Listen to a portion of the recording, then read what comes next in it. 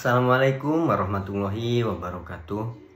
Perkenalkan, nama saya Muhammad Naufal Budiman dengan NRP 2140310. Baik, di sini saya akan menjelaskan tentang pasar dalam pandangan sarjana muslim.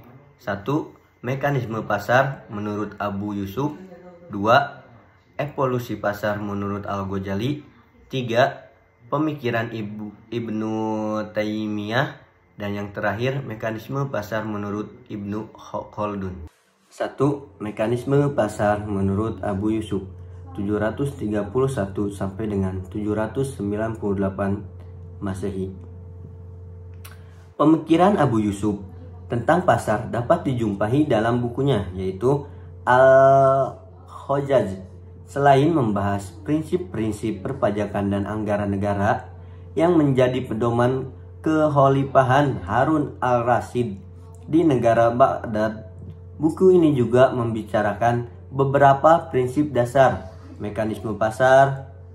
Ia telah menyimpulkan bekerjanya hukum permintaan dan penawaran pasar dalam menentukan tingkat harga, meskipun kata permintaan dan penawaran tidak ia katakan secara eksplisit. Masyarakat luas pada masa itu memahami bahwa harga suatu barang hanya ditentukan oleh jumlah penawarannya saja. Dengan kata lain, bila hanya tersedia sedikit barang, maka harga akan mahal. Dan sebaliknya, jika tersedia banyak barang, maka harga akan murah. Tapi Ibnu Yusuf mengatakan bahwa tidak ada batasan tertentu tentang murah dan mahalnya yang dapat dipastikan. Hal tersebut ada yang mengaturnya. Prinsipnya tidak bisa dipastikan. Murah bukan karena melimpahnya makanan, demikian juga mahal bukan karena kelangkaan makanan. Murah dan mahal merupakan ketentuan Allah Subhanahu wa ta'ala. Evolusi pasar menurut Al-Ghazali. Dalam penjelasannya tentang proses terbentuknya suatu pasar, ia mengatakan, dapat saja petani hidup di mana alat-alat pertanian tidak ada. Sebaliknya, pandai besi dan tukang kayu hidup di mana lahan pertanian tidak ada. Secara alami, mereka akan saling memenuhi kebutuhan masing-masing.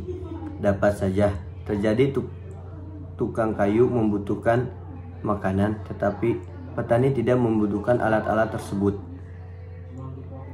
Dari pernyataan tersebut, Al-Ghazali menyadari kesulitan yang timbul akibat sistem barter yang dalam istilah ekonomi modern disebut double confidence, dan karena itu diperlukan suatu pasar.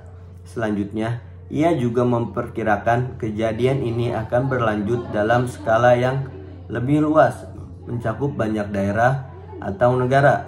Kemudian, masing-masing daerah atau negara akan berspesialisasi menurut keunggulannya. Kesimpulannya, ini jelas tersirat dari pernyataannya. Selanjutnya, praktek-praktek ini terjadi di berbagai kota dan negara. Orang-orang melakukan perjalanan ke berbagai tempat untuk mendapatkan alat-alat makanan dan membawanya ke tempat lain. Urusan ekonomi orang akhirnya diorganisasikan ke kota-kota di mana tidak seluruh makanan dibutuhkan. 3. Pemikiran Ibnu Taimiyah.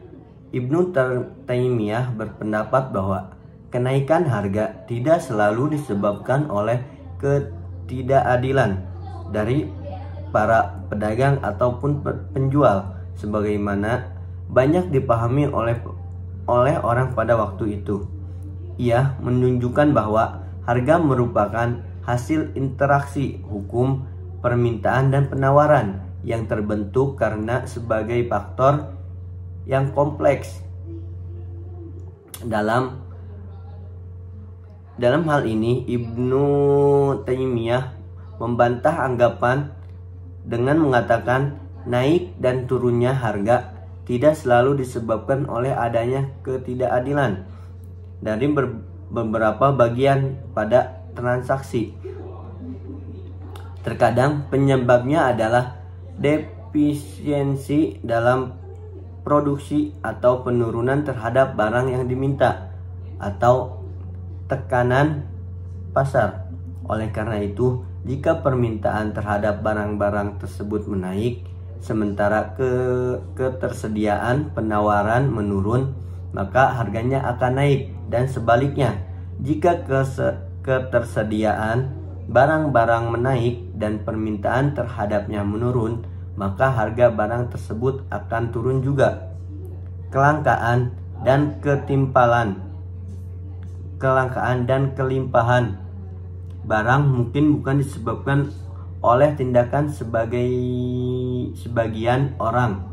Kadang-kadang disebabkan karena tindakan yang tidak adil atau juga bukan. Hal ini adalah kehendak Allah yang telah menciptakan keinginan dan hati manusia. Mekanisme pasar menurut Ibnu Khaldun. Pemikiran Ibnu Khaldun tentang pasar termuat dalam buku yang fenomenal, Al-Muqaddimah, terutama dalam bab harga-harga di kota-kota. Ia membagi barang-barang menjadi dua ketentuan, yaitu barang pokok dan barang mewah. Menurutnya, jika suatu barang berkembang dan jumlah penduduknya semakin banyak, maka harga barang-barang pokok akan menurun, sementara harga barang-barang mewah akan menaik. Hal ini disebabkan oleh meningkatnya penawaran bahan pangan dan barang pokok lainnya, sebab barang ini sangat penting dan dibutuhkan oleh setiap orang, sehingga pengadaannya akan diprioritaskan. Sementara itu, harga barang mewah akan naik. Cukup sekian dari saya, kurang lebihnya saya mohon maaf. Wabillahi taufiq wal hidayah. Wassalamualaikum warahmatullahi wabarakatuh.